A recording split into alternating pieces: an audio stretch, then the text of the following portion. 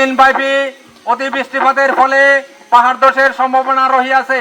তাই আপনাদেরকে নিরাপদ স্থানে যাওয়ার জন্য বিশেষভাবে অনুরোধ করা যাইতেছে। অনুরোধ ক্রমে ফায়ার সার্ভিস ও সিভিল ডিফেন্স লামা।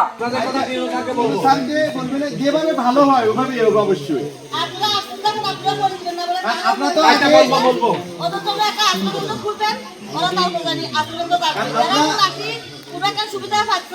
আপনার ঝুঁকিতে ওখানে নিরাপদে যাওয়া পারলো না।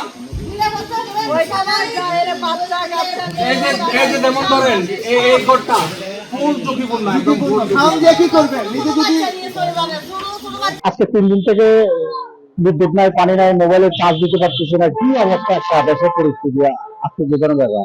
আমাদের বিদ্যুৎ অফিসের কোনো ধরনের কোনো খবর টবরও পাচ্ছি না, কোনো ধরনের যে কারেন্ট আসতেছে অথবা যাবে এই ধরনের কোনো খবর টবরও পাচ্ছি না। এখন মোবাইলে চার্জ নাই, কোনো সংযোগ পাচ্ছি না। কি অবস্থা একটা।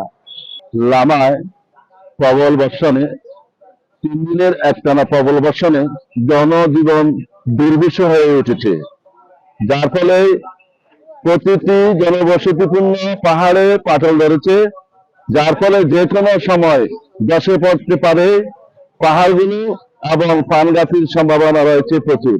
অপরদিকে এই এলাকায় প্রবল বর্ষণের এই 3 দিনে বিদ্যুৎ না থাকায় জনদুর্ভোগ কষ্টে মানুষ অতিষ্ঠ হয়ে পড়েছে। এই এলাকার মানুষ বৈদ্যুতিক অভাবে নেটওয়ার্ক বঞ্চিত হয়ে পড়েছে, যার ফলে সে বিভিন্ন সমস্যার সম্মুখীন হতে হচ্ছে। 28 তারিখ থেকে আমাদের লামার কোথাও বিদ্যুৎ নাই। এখানে 33-11টি বিদ্যুৎ লাইন, একজন আরি আছেন, ওনার কোনো দায়িত্বশীল আচরণ আমরা লক্ষ্য করছি না। তেমন বাতাস বা তুফান হয় নাই, এরপরে কেন বিদ্যুৎ বন্ধ? বিদ্যুৎ নির্ভর প্রতিটি জিনিস নষ্ট হওয়ার পথে, এবং ফ্রিজের যে বাসাবাড়িতে অনেক মূল্যবান মালামাল নষ্ট হয়ে গেছে, যোগাযোগ নেই, অন্ধকারে ডুবে আছে আজ 3 দিন লামা। আমরা সেভারাল টাইম বিদ্যুৎ বিভাগের সাথে যোগাযোগ করেও ব্যর্থ হচ্ছি যে কেন বিদ্যুৎ নাই, এই জবাবটুকু পাচ্ছি না।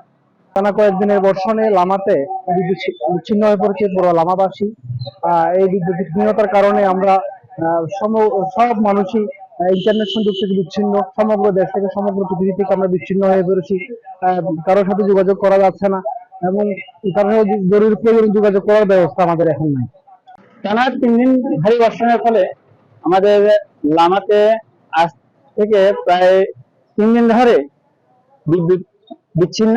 আমরা সব ধরনের সুযোগ সুবিধা থেকে, বিশেষ করে স্বাস্থ্য সেবা থেকে শুরু করে আমাদের এখানকার বিদ্যুৎ, পানি, আদার্স যেটা আমরা সাধারণত ওয়াসার জল, যেটা না হলে আমরা চলতে পারি না।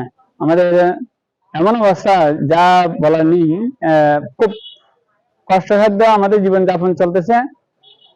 আশা করি আমাদের এর মধ্যে যদি খুব দ্রুততার সহিত যদি বিদ্যুতের বিভ্রাট থেকে আমাদেরকে মুক্তি দান করা হয়, তাহলে আমরা আসলে খুবই উপকৃত হব।